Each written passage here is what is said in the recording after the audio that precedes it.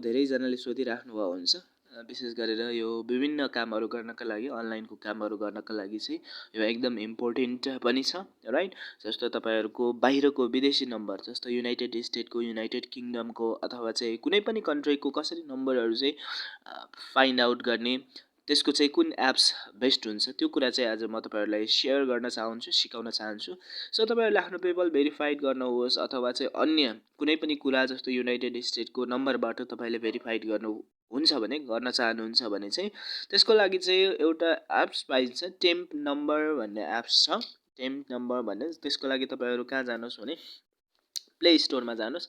Play स्टोरमा गएर तपाईँले यो टेम्प नम्बर भन्ने चाहिँ तपाईँले टाइप गर्नुहोस् र टाइप गरिसके पछाडि यो डाउनलोड हुन्छ। मेरो चाहिँ अहिले यो डाउनलोड भइसकेको छ। म यसलाई ओपन गर्छु र यो गेट अ फ्री नम्बर भन्ने अप्सनमा तपाईँले क्लिक गर्नुहोस्। क्लिक गरिसके पछाडि अब कुनै बेला त्यहाँ एड्सहरू देखाउँछ त्यसलाई स्किप गरिदिनुहोस् हैन। यदि देखाएन भने चाहिँ यो टाइपको चाहिँ अब कन्ट्रिजहरू देखाउँछ तपाईँहरूले यहाँबाट चाहिँ सेलेक्ट गर्न सक्नुहुन्छ। जस्तो तपाईँले युनाइटेड स्टेटको चाहिँ कोड्सहरू चाहनुहुन्छ हैन नम्बरहरू चाहनुहुन्छ भने यो नम्बर्सहरू छ तपाईँले यसलाई प्रयोग गर्न सक्नुहुन्छ है। यति धेरै नम्बर छ यहाँमध्ये आफूलाई जुन सजिलो हुन्छ तपाईँले त्यहाँको त्यो नम्बरमा चाहिँ तपाईँले चाहिँ के गर्न सक्नुहुन्छ प्रयोग गर्न सक्नुहुन्छ राइट। सो यसरी तपाईँले यो नम्बरलाई प्रयोग गर्न सक्नुहुन्छ।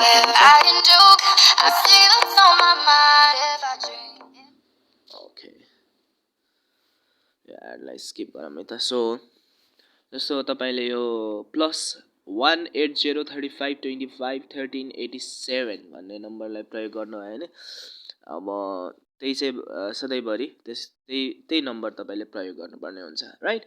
सो यो एकदम इम्पोर्टेन्ट छ तपाईँहरू है।